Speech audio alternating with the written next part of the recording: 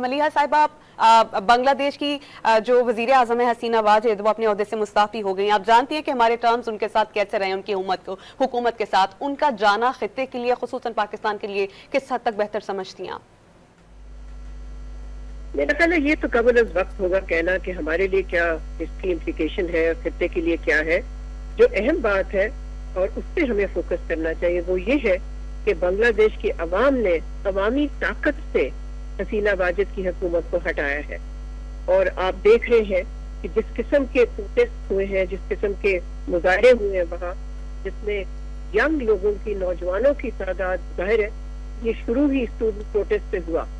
तो मैं समझती हूँ कि अवामी ताकत के सामने कोई चीज खड़ी नहीं हो सकती। जब अवाम सड़कों पर निकल आते हैं तो कोई नहीं उनको रोक सकता। मेरे लिए तो ये सबसे अहम पहलू। जी मलिहा साहबा, आप हमारे साथ हैं?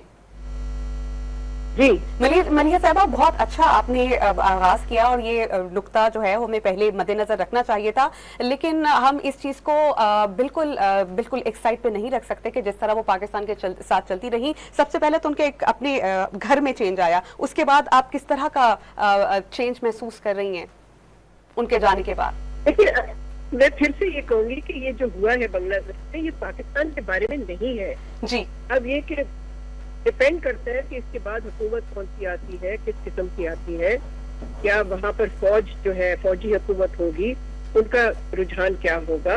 तो ये तो हम अभी कैसे कह सकते हैं कि खित्ते पे इसके ये असरात होंगे।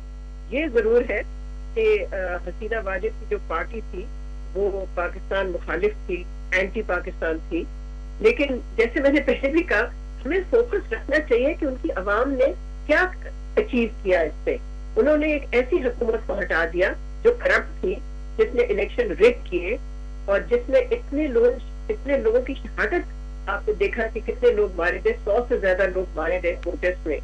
तो मैं तो यही कहूंगी कि ये कबल वक्त है कि हम कहें कि जी इससे पाकिस्तान को फायदा होगा या नुकसान होगा, या भारत को फायदा होगा या नुकसान होगा। असल चीज ये है कि वहाँ अवामी ताकत से एक सियासी तब्दीली आई है।